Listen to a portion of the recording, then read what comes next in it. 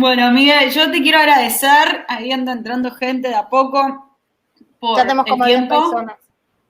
Es un montón. Es un montón. Suficiente.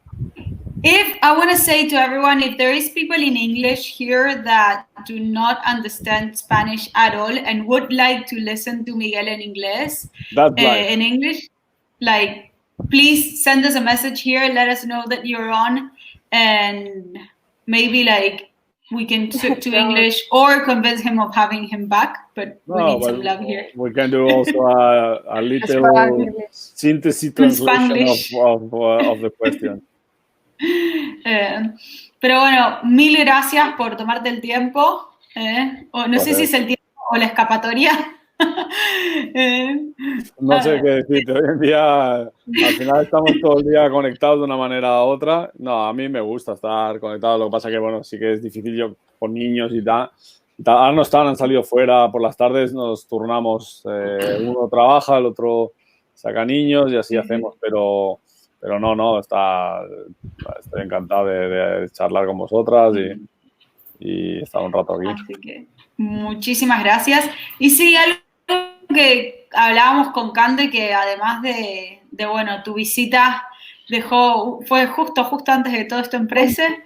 No te fuiste con dengue, no te fuiste con coronavirus, Amancay cumplió. Yo me fui con todo, me fui con lo que vine.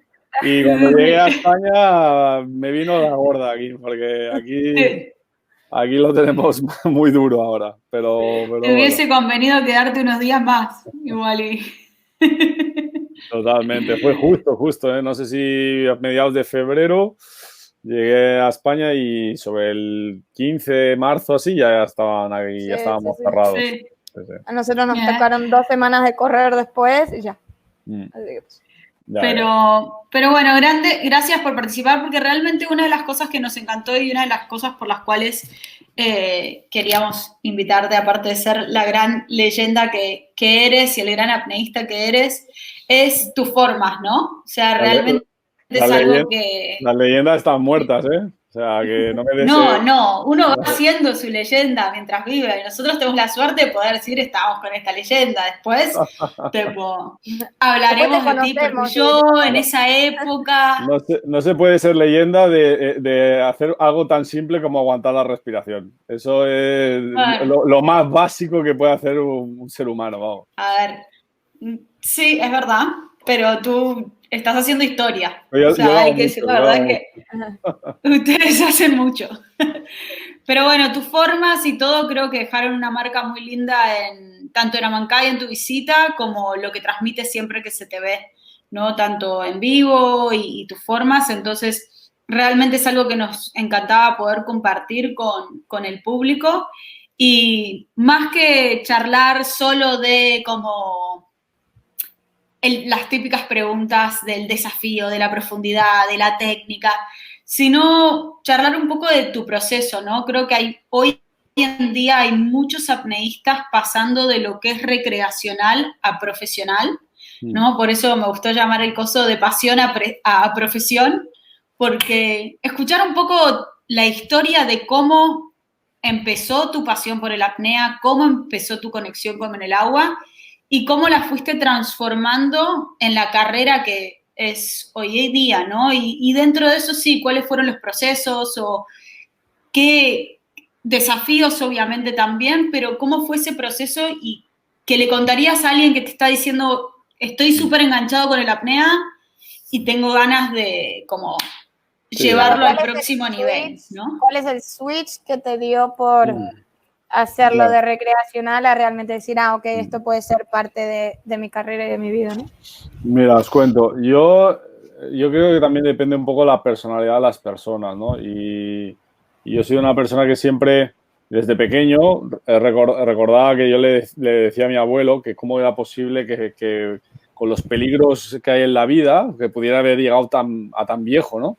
Y como que he tenido la percepción de que todo es muy efímero y que la vida es muy sutil y que no sé, es como algo que lo he tenido siempre muy, muy presente, ¿no? Desde muy pequeño, después de los estudios, pues siempre quise no dejar las cosas para, ¿no? Lo clásico de que somos poco conservadores y, bueno, pues los proyectos que nos gustan, que dan pasión, pero a lo mejor no tienen realmente un resultado tan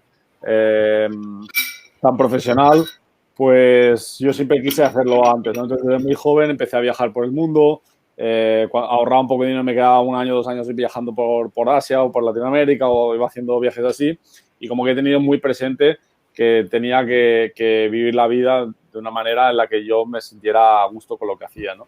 Entonces, en uno de esos viajes, en un impasse, yo de pequeño yo soy de un pueblo aquí de la costa de Barcelona y siempre he hecho mucha pesca submarina, he tenido mucha curiosidad por el mar, por los animales y de pequeño, pues con mi padre buscaba animales, me sumergía de forma inconsciente, de que estaba aguantando la respiración, pero por curiosidad, ¿no? Yo creo que como muchos niños que juegan en el agua, ¿no?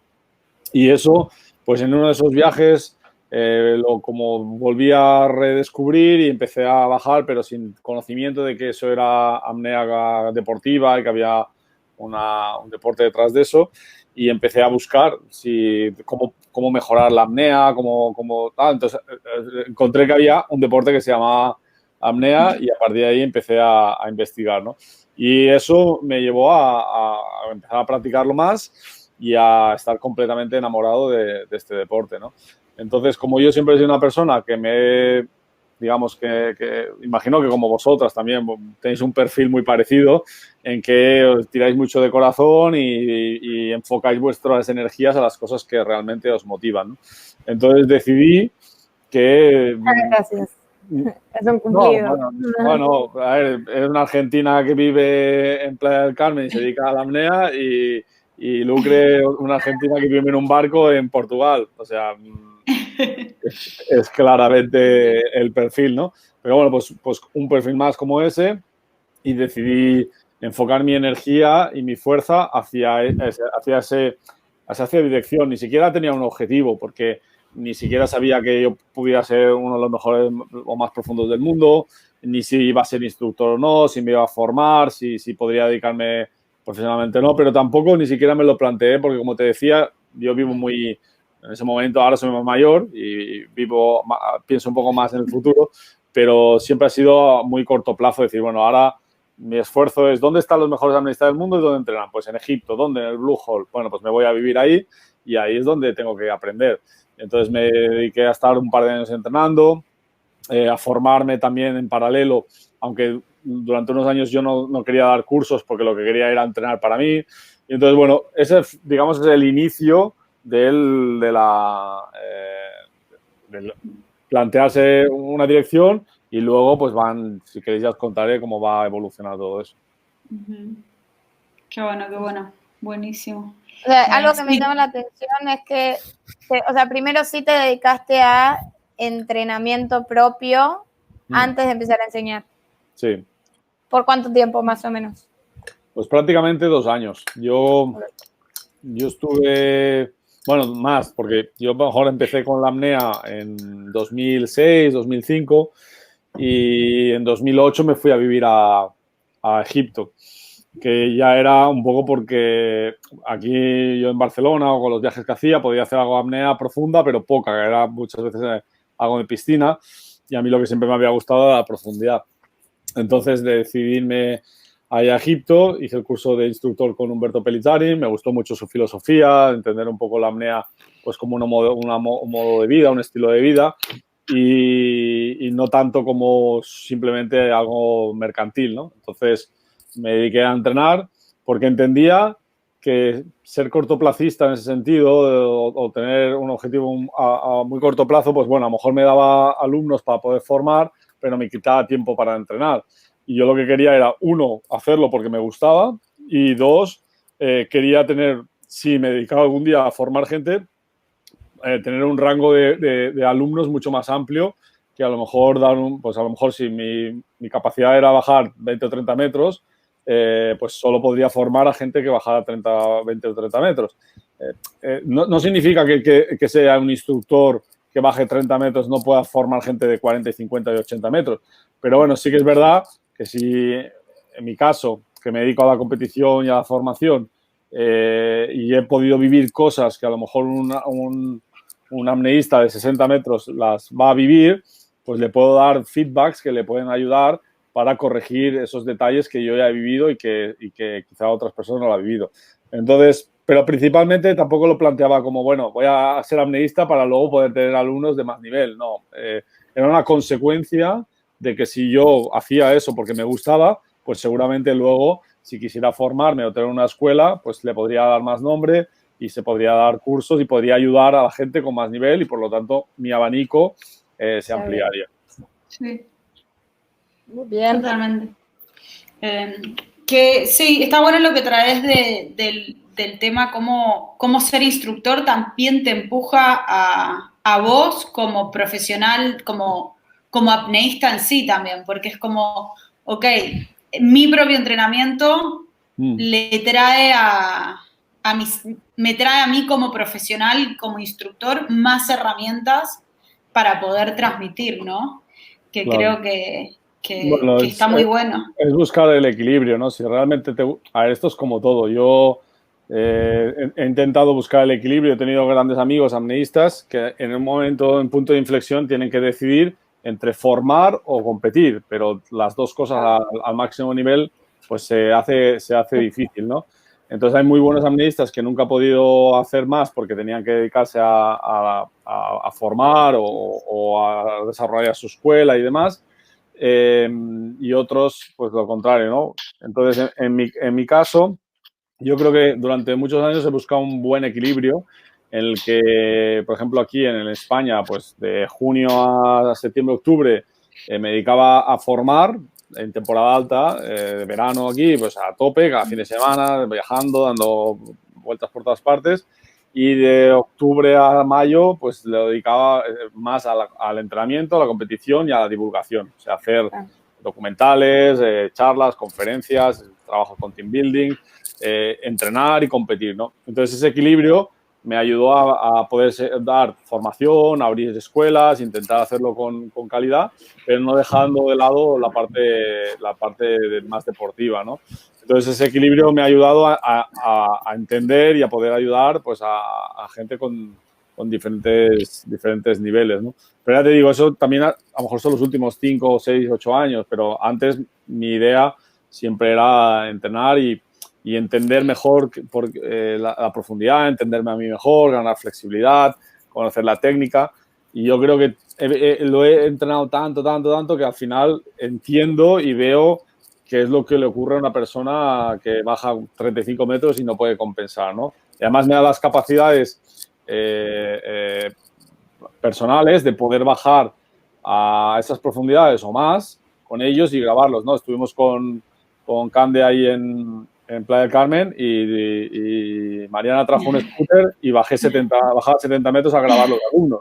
Claro, la gente se sorprendía de decir, hostia, tengo un vídeo de mí bajando 70 metros cuando nadie lo graba. Bueno, pues tengo la posibilidad de que mi apnea me lo aguanta, de que tengo las capacidades de poder grabar y además le estoy dando un servicio de calidad a una persona que a lo mejor normalmente lo que el instructor le puede decir es algo que imagina que puede pasar ahí, pero no sabe realmente si está pasando eso o no, ¿no? Sí, eso es algo que me mencionaste en algún momento que me quedó muy claro, como que es verdad, nosotros bajamos y por ahí al no bajar tan enfrentados a tal profundidad, estás asumiendo lo que le está pasando, que generalmente, o sea, hay una ABC, ¿no? Hay una tensión, una ecualización, un esto y lo otro, pero sí que poder ver bien claro eso les da un plus, ¿no?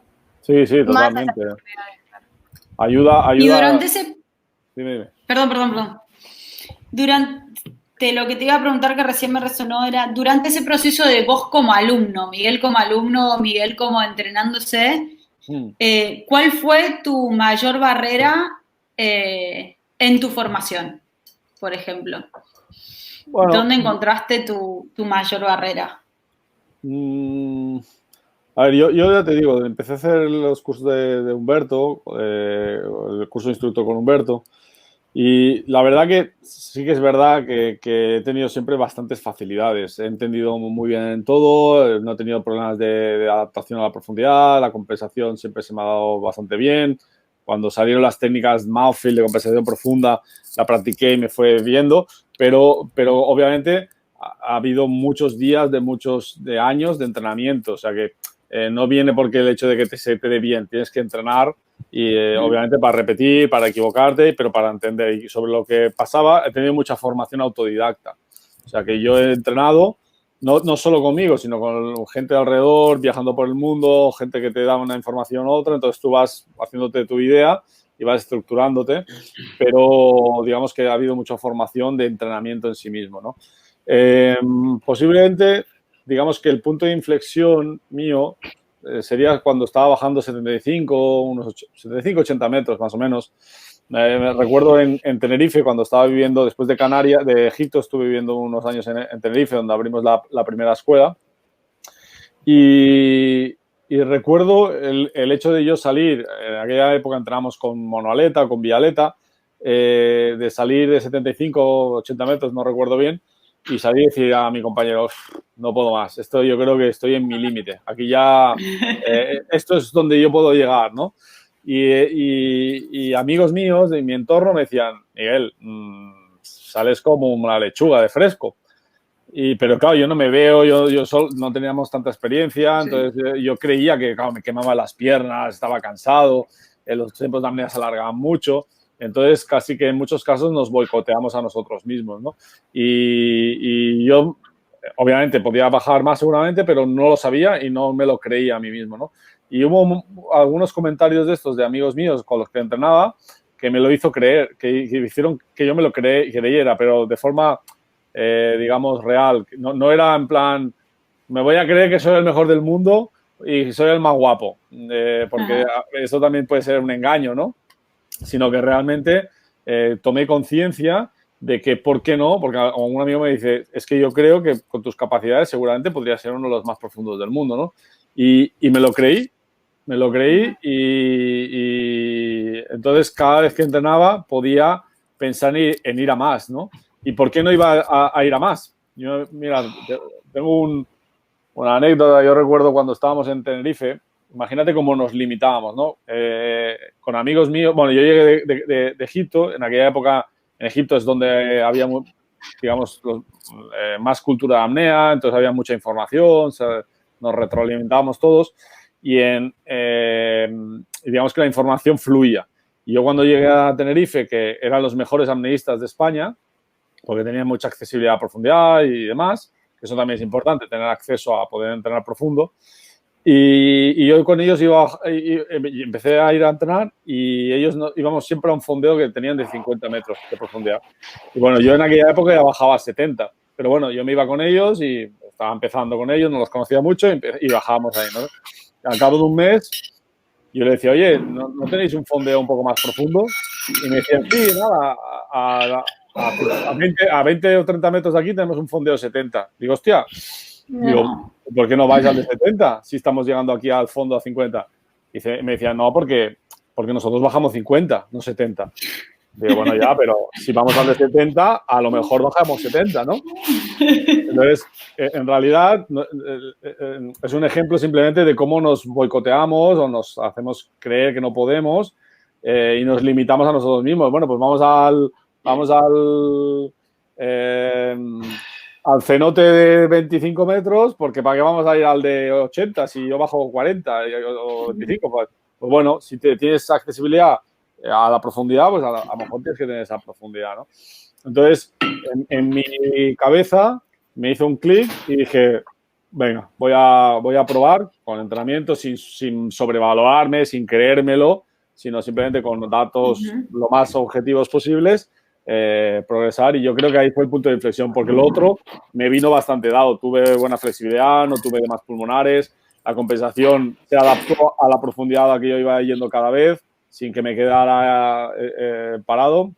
De hecho, mi compensación no ha tenido una limitación hasta, bueno, he bajado 125 metros y he podido compensar a 125 metros. Entonces, no he tenido grandes problemas con eso, ¿no? Wow. Sí, se nota que eres un pez en el agua, eso seguro. Pero... Soy Piscis. Seguro tiene que ver con eso. De hecho. Claro, ya estás. El cosmos. Todos los Piscis, chicos, pueden llegar a 125 metros sin problemas de ecualización, sin agua, sin nada. Pero ya partimos de la base. De estáticas, el primer día que hagan estáticas. Totalmente. Yo intento venderlo para que todos los del horóscopo lo practiquen. Claro. Es un buen referendo. Así que, ¿cómo vender más? Y el astral. Miguel, yo te digo Miguel porque no sé, opté por decirte Miguel la vida. ¿Cómo me llamo? Miguel. Miguel, con L y yo te digo sin la L. Miguel. Anyway, está bien. Si tuvieses que describirte con un perfil, ya ves como con estudiantes por ahí tienes, y bueno, este es un estudiante que baja bien lento, pero no sale hipóxico y tal y cual, o este es más fuerte en la patada. Entonces, ¿cómo vos te describirías en tu perfil de apnea, en tu perfil de buceos y demás? ¿Yo como apneísta? Tú como apneísta, sí. Como una autoobservación de una persona. Soy un apneísta que no soy muy físico, aunque soy un tío grande y demás, pero no soy muy físico comparado con otros apneístas al nivel este. Tengo una capacidad de hipoxia bastante alta, de tolerar la hipoxia, porque puedo tolerar buceos muy profundos y muy largos, comparado con otros apneístas, ¿no? Que a lo mejor ellos son más físicos, le dan más potencia para reducir el tiempo de apnea, pero yo, como no he entrenado y no entreno tanto la parte física, mi capacidad a lo mejor aeróbica de recuperación o incluso entrenamiento de piscina, que viene muy bien para la profundidad, para tener buena tolerancia a CO2. Yo tengo me sube las contracciones me vienen las contracciones diafragmáticas muy pronto, pero eso hace que tenga una adaptación más rápida y por lo tanto tenga tiempos de apnea más largos. Entonces, digamos que tengo tolerancia a buceos muy largos, muy profundos. He perdido el conocimiento en mi carrera 4 veces, lo cual, pues a lo mejor para un principiante cree que es mucho, pero en la apnea de élite es prácticamente residual. No hay ningún apneísta que no haya perdido conocimiento muchas veces en ese proceso. Yo la primera vez que perdí el conocimiento fue bajando 122 metros en Bahamas. Antes a eso yo no sabía ni que era una samba. Entonces, tengo bastante tolerancia a eso. Tengo más o menos una cierta adaptación, una gestión emocional buena, no en competición, no estoy hablando de competición porque ahí también sufro como todo el mundo, sino en cuanto al entrenamiento. Soy una persona que no me, ¿cómo te diría? No me frustro fácilmente. No me flagelo. Si no me sale algo, entiendo que es lo normal, que no me salga. O sea, si me saliera la primera sería un crack en todo. Entonces, pues casi que te salieron casi todas a la primera, ¿no? Entonces no, he tenido que entrenarlo, pero no me he flagelado, no me he hablado a mí mal, no me he echado es que Miguel no sabes lo que está haciendo, siempre te equivocas. O sea, hay mucha gente que tiene esa tendencia a hablarse a sí mismo muy mal y digamos, a frustrarse y a enfadarse consigo mismo y pues esto lo dejo, ya estoy 2 semanas sin entrenar porque esto lo huevo porque no funciona. No, es que ese es el camino. Lo normal es que no te salga y el camino del aprendizaje es ese, ¿no? Y eso es lo bonito, porque si lo que te gusta es la apnea, entrenar es lo que te gusta, ¿no? Y eso va encajando piezas, pero necesita un cierto tiempo. Entonces, quizás es la faceta más potente mía, es que aguanto bien con apnea, que me adapto el entrenamiento bien a nivel mental y técnicamente, pues más o menos conservo bien el oxígeno, compenso bien, más o menos me muevo bien y seguramente mis carencias son pues la continuidad a lo mejor en el entreno físico, que soy un poco más variable, en la nutrición, que también la sigo muy bien cuando entreno y compito, y a la que acabo la competición quiero volver a irme con los amigos, a comer, a tomarme una cerveza, a pasarlo bien. Entonces, a beber, ¿quieres irte? La cerveza. No. Y eres de Piscis, aparte, entonces todo el perfil, Piscis. Piscis, todo. También muy lunáticos, ¿no? Muy lunáticos, pero bueno. Yo no creo mucho en todo eso porque creo que los seres humanos nos hemos inventado todas estas cosas porque al final, para darnos un poco de importancia, pero vamos, somos tan importantes como la vida de una hormiga, o sea que da lo Las mismo. hormigas, o aguas con lo que dicen las hormigas. Justo ayer decía, qué fácil te puede matar una hormiga. Bueno, como 1.000.000 de hormigas. Totalmente. Algo que, volviendo a lo que hablábamos de entrenamiento, que estabas comentando de entrenamiento, lo que escucho un poco en tu proceso es que hubo tiempo. Como no fue una carrera, o sea, como que le diste el tiempo al cuerpo, ¿no? También para más allá que tu cuerpo se adaptó fácilmente, Sí. Hay una parte que es una cosa que por lo menos en Amancay nos gusta como taladrarlo un poquito en la cabeza, que darle el tiempo al cuerpo también es parte de la adaptación, ¿no? Que no constantemente... Claro. Yo creo que es un reflejo. Me gustaría saber como tu pensamiento al respecto de eso, ¿no? Hacia tus estudiantes y gente. Yo siempre lo explico y se lo digo a la gente, ¿no? Entiendo que vivimos la sociedad que vivimos y los tiempos que son y cómo buscamos también pues objetivos resultadistas siempre, ¿no? Y es una sociedad acelerada que busca un resultado y eso se traslada también al deporte, ¿no? Yo he encontrado gente que realmente de un hobby, una pasión que era la apnea, la han convertido en una segunda profesión no remunerada. O sea, ellos trabajan en su trabajo y se han dado tanta presión a sí mismos que se ha convertido en algo contraproducente incluso, ¿no? Y eso realmente es una pena. He visto gente dejar la apnea por luchar, por hacerse daño, ¿no? Y porque no han dado ese tiempo, ¿no? A mí, mira, te voy a decir un ejemplo que me pareció muy curioso.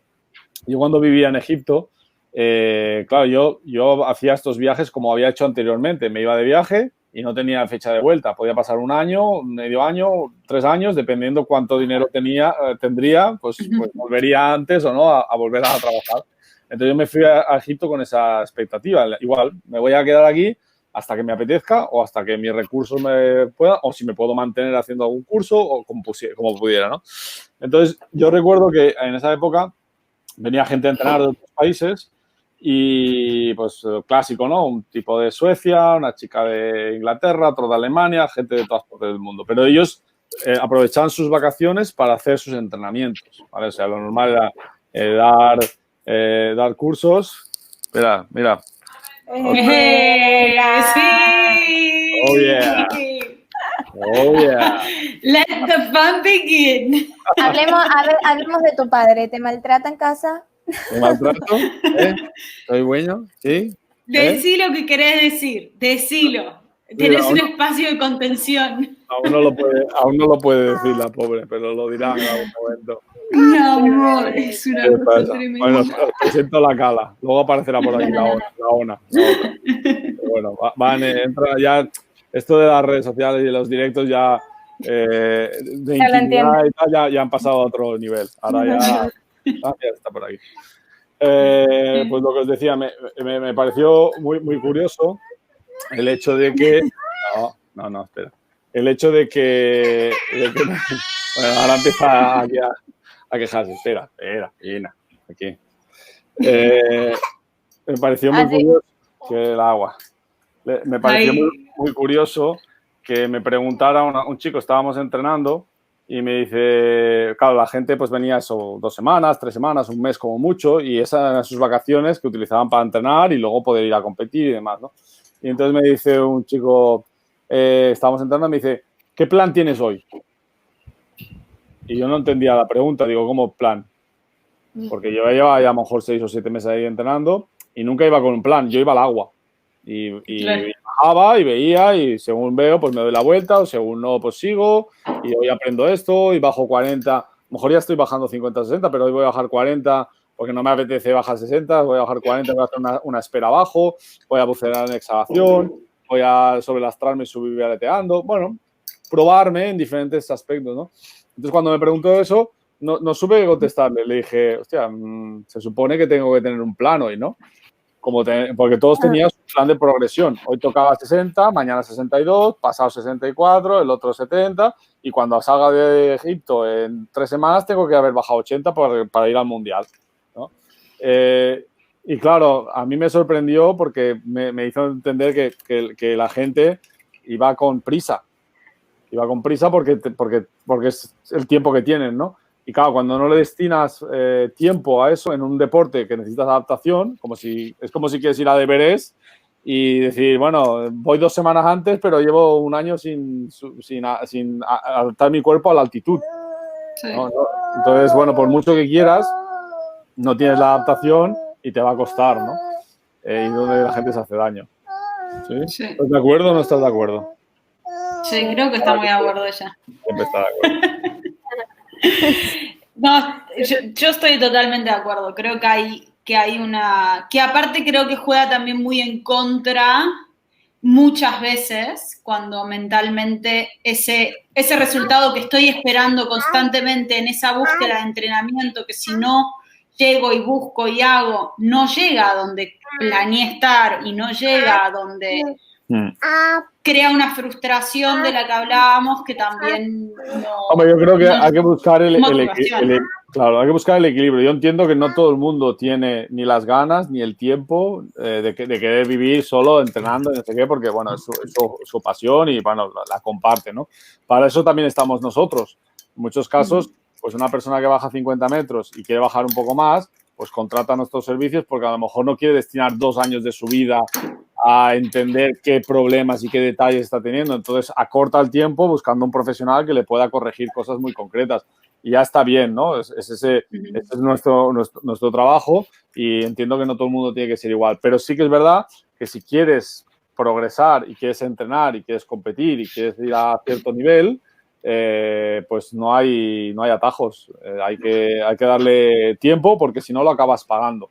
Si tú tienes problemas de compensación en 30 metros y ya te vuelves loco con que tengo que aprender el mouthfeel, pues a lo mejor el mouthfeel te llevará a los 60, pero luego tendrás problemas porque no te has acostumbrado a relajar en profundidad, a buscar los ritmos de movimiento, a la caída libre, a la compensación, a todo lo que conlleva pues ir cada vez más profundo, ¿no? A tiempos de buceo largo, lo que sea. Entonces, bueno, de alguna manera se acaba pagando siempre. Yo lo he pagado también. Yo cuando bajé por primera vez 122 metros, que hice el intento récord del mundo, yo en un mes yo estaba viviendo en Canarias y estaba bajando 105, 108, y en un mes que me fui a Bahamas, como las condiciones eran tan buenas comparados con el Atlántico o el Mediterráneo, pasé a 122 metros. O sea, fue un salto bastante grande en poco tiempo.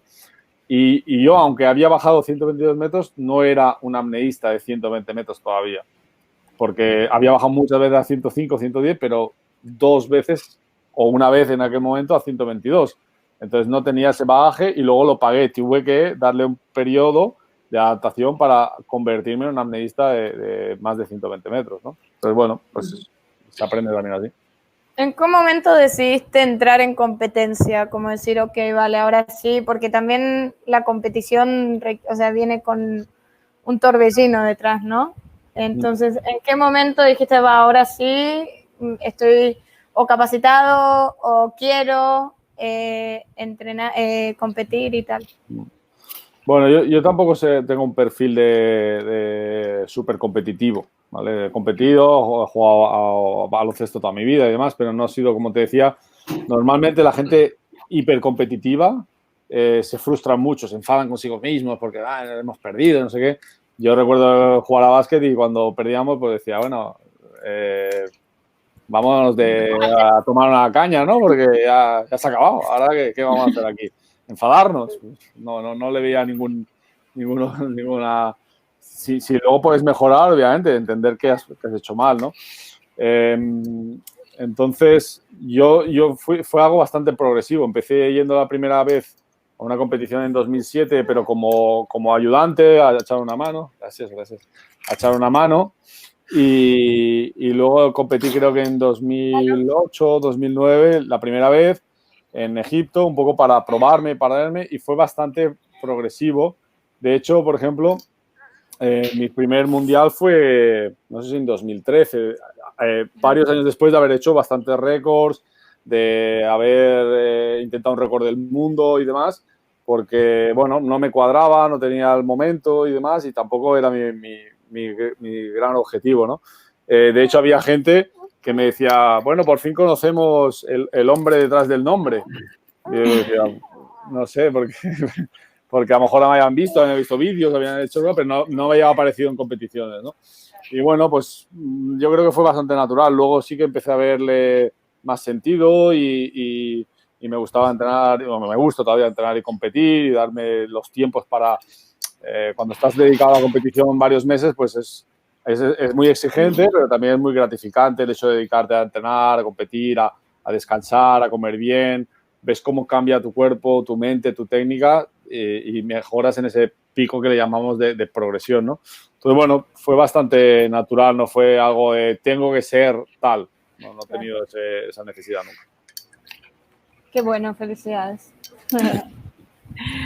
Miguel, quiero invitar a los chicos que están conectados y que te están escuchando, aprovechar antes que se nos empiece a ir el tiempo, a que si tienen alguna pregunta en particular de lo que venimos charlando o en algo que tengan ganas de preguntarle a Miguel, vale, que aprovechen ahora.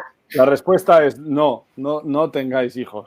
Pero mirá, ¿cómo no vas a querer tener un hijo? Qué bonito se ve todo desde el Skype, ¿eh? Clarita llega a ser cualquier cosa parecida a esa cosa y no, ya está, a mí me pierden también. Bueno, primero nos preocuparíamos. Perdón. Es tremenda. Todo lo que tiene de bonita lo tiene de malvada. Es la segunda. Esta es la segunda. Candelaria es la segunda. Ah, vale. Tenemos la misma, antes que dijiste una niña de 3 y medio y otra de 1 año, casi la misma diferencia que lo que yo. Sí.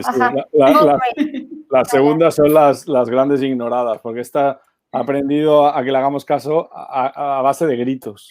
Sí. Porque si no, no le haces ni caso. Yo aprendí a desmayar. La conociste a Cande, creo. Sí. Pero bueno. Un día me paré en la alberca y le empecé a gritar a todos para que poner orden, imagínate. Y me mira. Estaba a la misma altura que él igual, ¿eh? O sea, me paré hacia la alberca y me miró. Cande no necesita altura para marcar. No, está clarísimo. Voy a tomar eso como un cumplido, chicos. Gracias. Sí, no, claro. Porque encima estamos en vivo, así que ya me están sacando. Aquí o tiramos de físico, de amenaza física o de amenaza psicológica, pero es la manera de controlar a la gente. Pues sí. Y si se puede ambas, mejor. Total. Ayuda, asusta más. Claro, yo con Miguel creo que 2 horas de auto en 5 días son 10. 10 horas hablé mano a mano con Miguel. Imagínate que ya le preguntaba todo lo que se me puede ocurrir en el cerebro. Sí, pero me hiciste alguna foto durmiendo también, ¿eh? Sí. Maldita. Y no las publicó. Quiero decirle al mundo que no publiqué esas fotos. Yo sé. Sí que las publicó. Yo, pero vos no. No, yo no lo sé, no recuerdo, pero sé que tú lo publicaste. Sí, acá la tenemos a Ari preguntándonos si tienes alguna rutina de ejercicio fuera del agua. Sí, a ver, dependiendo, claro, ahora estamos muy limitados porque ahora mismo estamos en casa, no podemos hacer más que estiramientos, tampoco tengo un espacio donde poder tener excesivas cosas, pero ha salido. Donde se pueden hacer excesivas cosas, pero bueno, sobre todo aquí lo que intento hacer más son ejercicios de flexibilidad y estiramientos, que es posiblemente lo más importante en la apnea de profundidad. Aunque la gente se vuelve loca con tipos de entrenamiento y con fuerza, no sé qué, lo más importante es tener flexibilidad diafragmática, intercostal, pulmonar para poder adaptarte a la profundidad. Entonces eso sí que lo intento mantener para que no tenga tanta rigidez cuando salga, ¿no? Luego, en condiciones normales, pues obviamente la temporada la planificas un poco pues dependiendo de cuándo son las competiciones y le pones pues más exigencia aeróbica al principio, luego pasas a poner un poco más aeróbica, sobre todo para recuperar, para que el corazón responda mejor, anaeróbica o en series para, digamos, que el músculo trabaje con déficit de oxígeno y luego más específico. Yo soy muy dado a hacer mucho más apnea, a entrenar más apnea que entrenar, digamos, en seco o en piscina, pero sí que lo intento combinar cuando sé que voy a tener una competición, ¿no? Pero básicamente lo que hacemos es eso, la parte al principio aeróbico, luego un poco más anaeróbico y y en gimnasio fuerza, o sea que intentamos que en vez de ganar mucho volumen, subir mucho peso, pocas repeticiones, sino hacer muchas repeticiones con poco peso y unas cuantas series de cada uno, ¿no? Para que el músculo sea fuerte, para que sea eficiente, pero también que sea muy flexible. O sea, trabajamos mucho la flexibilidad porque si no el músculo está cortado y no tiene flexibilidad, y en el agua lo que buscas es pues fluidez y que haya el menor consumo posible, ¿no? Entonces ese es el equilibrio que llevo hasta que luego ya voy al específico, que es cuando ya voy a competir, pues 1 mes, 2 meses antes me voy al sitio donde vamos a competir y hago esa adaptación.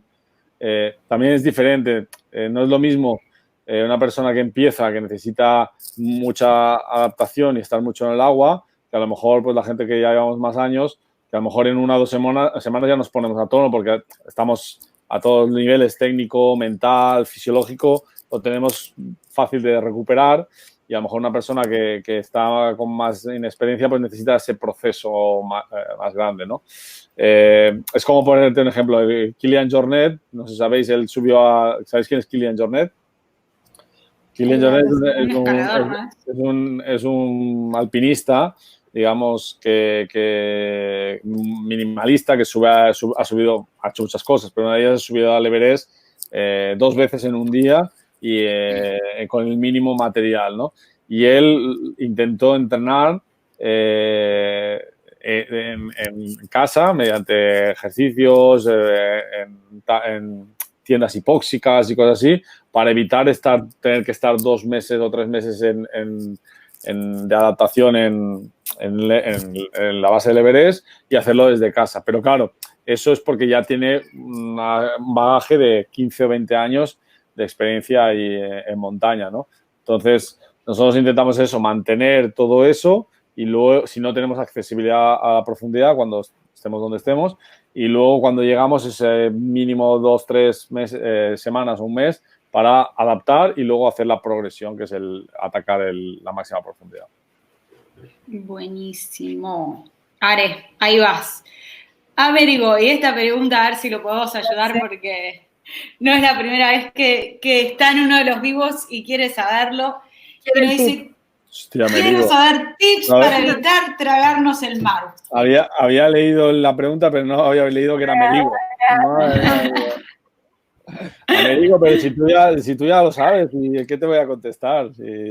Amerigo es un personaje muy simpático, sí. Muy buen amigo.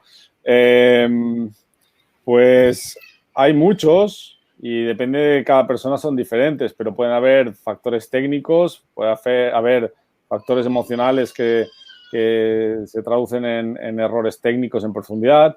Yo lo que suelo ver es que, bueno, normalmente pues falta de aprendizaje de control de la glotis. Bien. El control de la glotis. En muchos casos o se lo tragan o mantienen la tensión, pero tienen la boca llena de aire, pero se les pega la lengua atrás, entonces no pueden utilizar ese aire y tienen que darse la vuelta. Y eso es por querer ser excesivamente eficiente, pero no controlar bien el aire que necesita ser los mofletes. ¡Ay, que lo quita! Y luego los ritmos, las velocidades en el descenso son muy importantes, ¿no? Tranquila. Lo que haces en los últimos 20 o 30 metros sí que es muy... O sea, los primeros 20 o 30 metros de bajada es muy importante, dependiendo el ritmo que hagas, la velocidad de movimiento de esos primeros metros, también afectará a la caída libre. Y la caída libre hará que aumente los tiempos de buceo y, por lo tanto, tendrás más ganas de respirar en profundidad, te pongas más nervioso, generes más tensión y tengas errores técnicos de compensación. Hala, tranquila. Venga aquí. No. ¿Qué pasa, Cala? No quiere irse. No quiere, es que dice, se está cumpliendo la hora, papá, te reclamo, se está cumpliendo la hora, me toca. Ahora iré para allá. Espérate, me voy a poner. Mira para qué me sirve el cacharro este de entrenamiento de piscina. ¿Veis? No. Sí.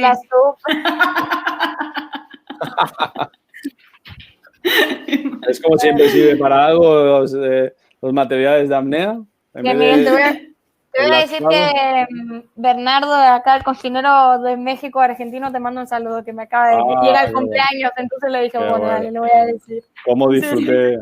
¿Cómo disfruté de sus pizzas y su comida y el asado? Y hoy hizo tortilla española para la ocasión, mira.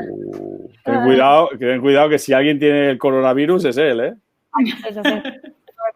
Si alguien lo tuvo, fui yo, así que no pego. Bueno, pues yo creo que eso, que es una cuestión más técnica. Hay muchos errores que se pueden corregir. Se pueden hacer muchos ejercicios. Yo, para aumentar profundidades con los alumnos, lo que trabajo mucho son buceos en exhalación, aumentar los tiempos de buceo largos, o sea, acostumbrarse a bucear cada vez durante más tiempo y durante más largo, digamos, los buceos, trabajar mucho la técnica, la compensación específica tanto en exhalación como normal, o sea, aprender. La gente se centra, por ejemplo, si ahora le pregunto a Merigo yo creo que él baja 90 y pico, 100 metros. Si él lo que hace es mucho trabajo, yo he entrenado muchos años que no iba a mi máxima, sino que me quedaba entre 0 y 50, entre 0 y 70, donde lo trabajaba todo. Me exhalaba y bajaba de 10 a 70 con 60 metros de caída libre con mouthfeel, pero en exhalación. Entonces, trabajaba la flexibilidad, trabajaba el mouthfeel en caídas libres largas, bajaba aumentando los tiempos de apnea, entonces hacía esperas y luego caía con contracciones diafragmáticas con el mouthfeel, que eso también hace. Si tú tienes contracciones y tienes el mouthfeel, lo normal es que se te abra la glotis. Y si tú estás en tensión, se abre más fácilmente. Pues yo he entrenado precisamente esa fase, que a mí me pasa entre 70 y 125 metros, esa fase tengo contracciones diafragmáticas a veces. Y entonces tengo que practicarla no solo en el buceo profundo, sino en ejercicios a menos profundidad para que reproducir lo que me va a pasar cuando vaya a máximas, que no los hago todos los días. Entonces me acostumbré a bajar en caída libre con contracciones diafragmáticas y gestionando el aire de mi boca para no perderla, ¿no? Y entonces lo que tienes que hacer es reproducir muchas veces la parte más difícil que tú no puedes hacer en una máxima, porque no puedes hacer máximas todos los días, ¿no? Entonces hay que ser más o menos eficiente e inteligente a la hora de entrenar. Buenísimo, muchísimas gracias. Tenemos a la Rose que nos pregunta. La Rose, mírala. Hablaste de gestión emocional. ¿Qué consejos le darías a las personas con una tendencia a pensamientos menos positiva? Y después aclara, para apnea específico. Sí, ¿no? Que no para la vida en general, ¿no? Para el coronavirus y no salir de casa. Esto no tengo respuesta. Se puede aplicar, pero... Se puede. Hombre, cada uno tiene su personalidad, ¿no? Pero se pueden trabajar todas las cosas, es normal, ¿no? El apnea, yo he tirado de apoyo de psicólogos deportivos y gente que me ha ayudado, porque hay diferentes momentos de mi vida que han sido más difíciles también para entrenar. Cuando yo en 2016 anuncié un récord del mundo y después de anunciarlo yo, William Trubis anunció que lo iba a hacer una semana antes o 2 semanas después, cuando sabíamos que no lo iba a hacer, pero eso me generó pues estrés. Entonces, los psicólogos deportivos hablan de sumideros de poder, ¿cómo le llaman también? De fugas de poder, ¿no? Todo aquello que te quita fuerza, pero tú no puedes cambiar esa variable. O sea, que de aquí a 3 meses haya una corriente o llueva o tu competidor baje más profundo que tú, no es una variable que tú puedas controlar. Tú solo puedes controlar tu entrenamiento, tu dieta, tu descanso, todas esas variables, tu equipo de seguridad que tú puedes controlar y que te dan fuerza. Pero lo otro, lo único que te está haciendo es quitar energía y fuerzas innecesariamente, ¿no? Entonces, todo esto, pues las luchas los sumideros de poder y todo esto son importantes. Trabajar cortafuegos, que también le llaman, que es cuando tienes pensamientos negativos, pues cortarlo de raíz, no recrearte en ello. Eso suele pasar mucho en los ascensos, como son ascensos largos, en los que es muy mecánico el movimiento, pues al final de tanto repetirlo, tú puedes estar subiendo y pensando, uy, no llego, voy fatal, esta es mi última vez que voy a ver a mi familia, te puede venir cualquier pensamiento, ¿no? Entonces ahí tienes que ser, venga, técnica, movimiento, tira, 2, 4, 5, tal, no sé qué, meterte mucho en la parte técnica, ¿no? Incluso se utilizan técnicas pues, de relajación, en el agua cuando estás flotando. Yo normalmente no llevo máscara, intento poner los oídos bajo el agua. Uno como el sentido de la vista es prácticamente innecesario, pues para ver borroso, porque me ayuda a tener esa sensación de ensoñamiento. Cuando pongo los oídos bajo del agua, cuando oigo una cuenta atrás, pues en vez de oír 1 minute, oigo 1 minute. Entonces, esa sensación, aunque haya mucha gente, ruidos y barcos, pero yo lo oigo difuminado, ¿no? Entonces me hace centrarme más en mi cuerpo, cómo está flotando, en el agua, cómo me está meciendo, en cómo estoy respirando. Entonces, las cosas importantes para yo bajar mi ritmo cardíaco y concentrarme y visualizar en lo que tengo que hacer y abstraerme de todo lo que está a mi alrededor, ¿no? No es fácil, pero todas esas técnicas ayudan no solo para ser positivo, sino es para centrarte en lo que es importante y lo que te da información, porque lo otro no te da ninguna información. El ver, por ejemplo, mucha gente dice, es que tengo miedo de no ver en profundidad, pero ¿qué has de ver? Si vemos un cabo y un cabo sea nítido o borroso, sigue siendo un cabo, no lo pierdes de vista, estamos atados. Entonces, es una falsa seguridad el creer que una máscara te va a ayudar, ¿no? No es normal. Súper interesante. Toda la parte de psicología del deporte creo que tiene un montón de herramientas y sí, a mí me interesaría mucho meterme como entrenadora en averiguar un poco más esas herramientas que tienen. Es muy interesante. Mira, te voy a dejar un libro que sí lo debo tener por aquí, pero que se llama... A ver... Se llama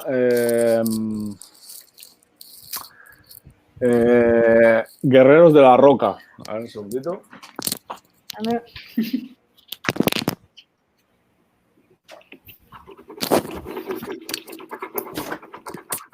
Este libro, Guerreros de la Roca, de Arno Ilgner. Este fue uno de los libros más interesantes que he leído yo de entrenamiento mental para escaladores.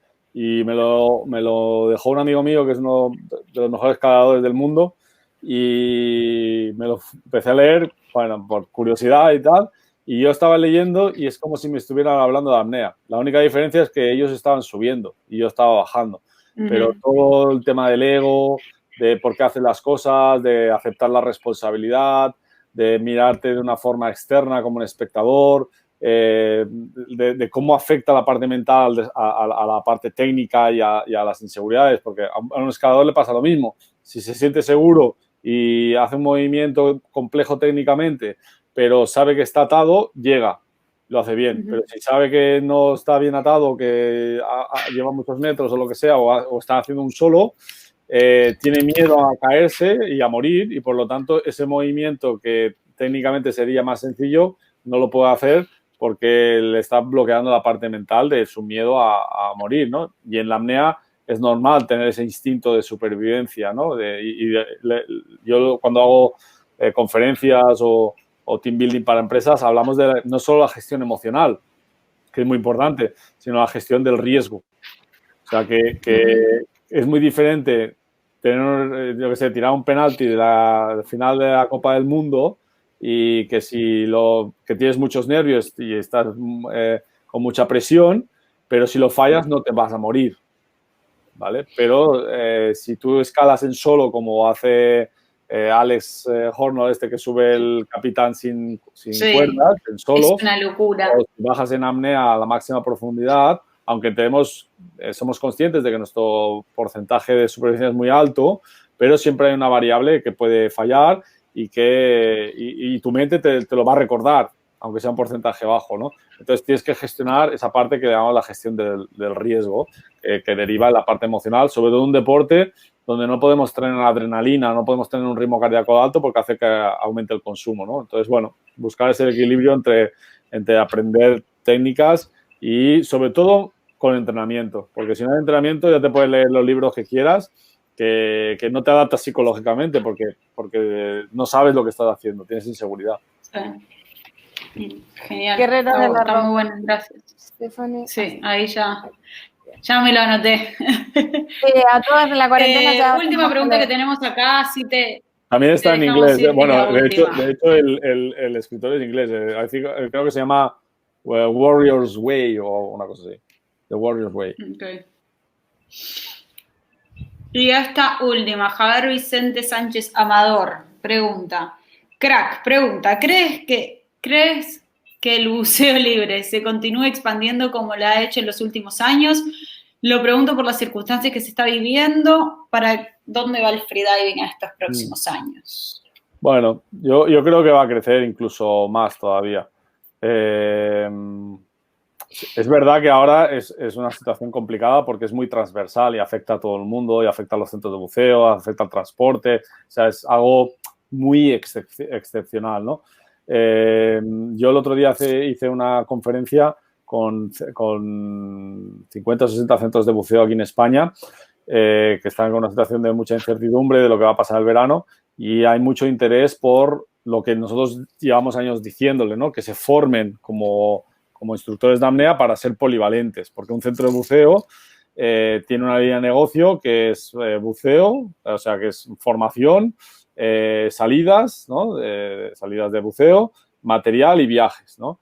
Entonces, con la apnea, como complemento, como una segunda línea de negocio, van a tener formación, material, entrenamientos que son salidas y viajes de apnea, ¿no?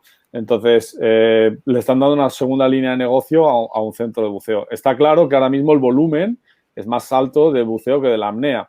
Pero la tendencia mundial, la estadística que se dice a nivel mundial es que el buceo está en una fase de estancamiento, o sea, que no hay demanda creciente, cada año no crece el buceo, sino que más o menos se estanca, incluso decrecería, pero bueno, es un sector maduro, pero no hay muchas actividades con respecto a hace 20 años, en la época dorada del buceo, en los años 90, que había poca actividad, poca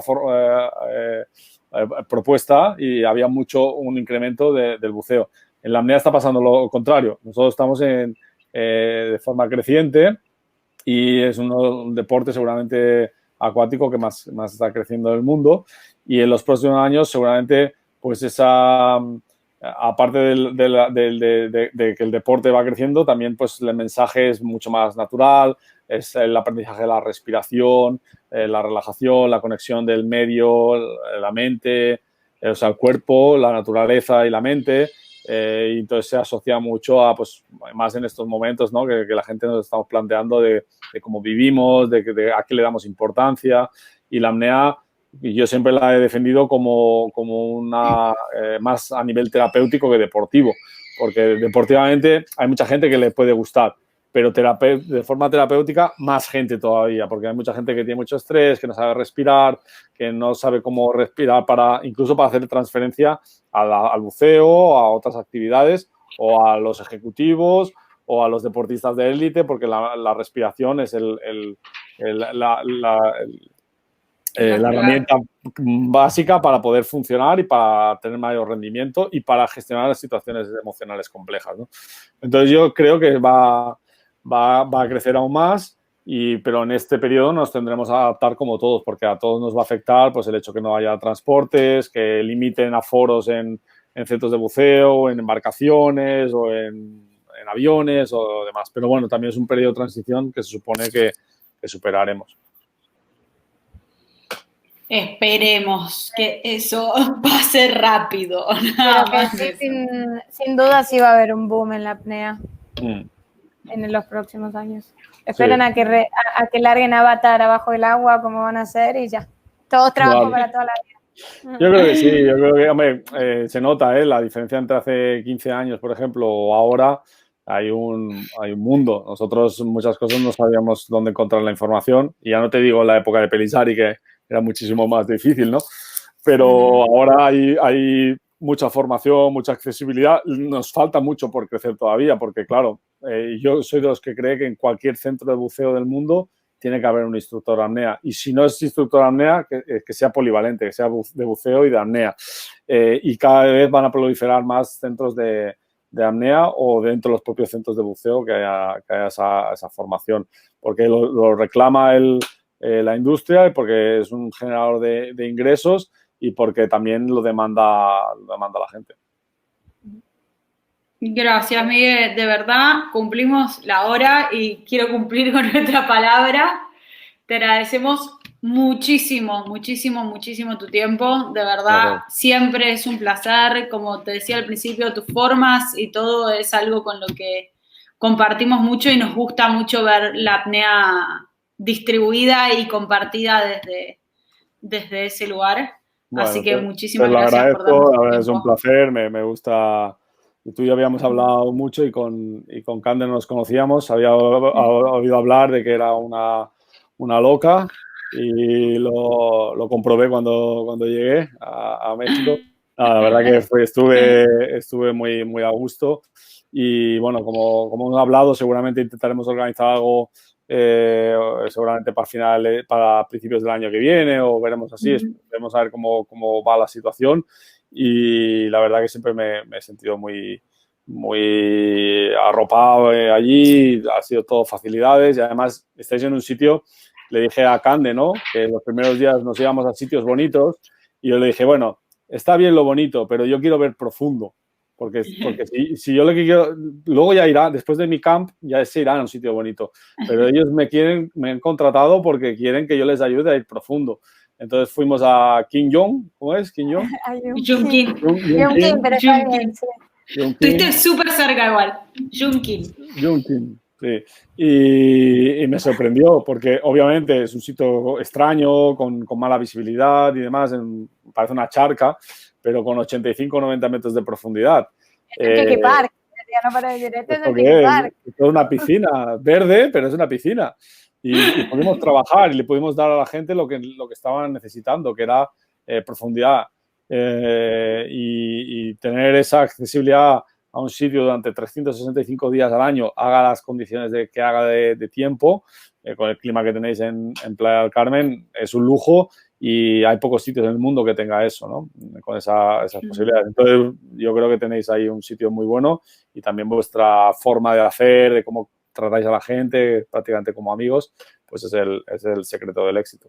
Bueno, ahí tuvieron suerte. Pero gracias, yo de Miguel, para todos los que están viendo, aprendí un montón en 5 días nada más, de muchos bloqueos mentales y trabas y formas, y solo el puro hablar y así como hoy estás compartiéndolo con todos, así que gracias, se ha podido como unlock cosas que por ahí en la apnea tienen un ABC, y de repente te viene un catalán que te dice, ¿bajar 120 metros? ¿Qué? Bueno, entonces no está tan mal.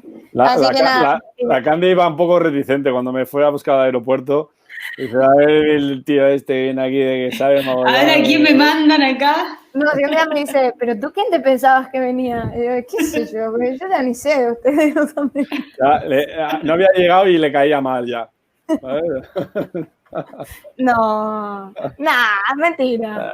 Ya, seguro. A mí todo me cae mal. O sea, a mí es como soy como los abogados.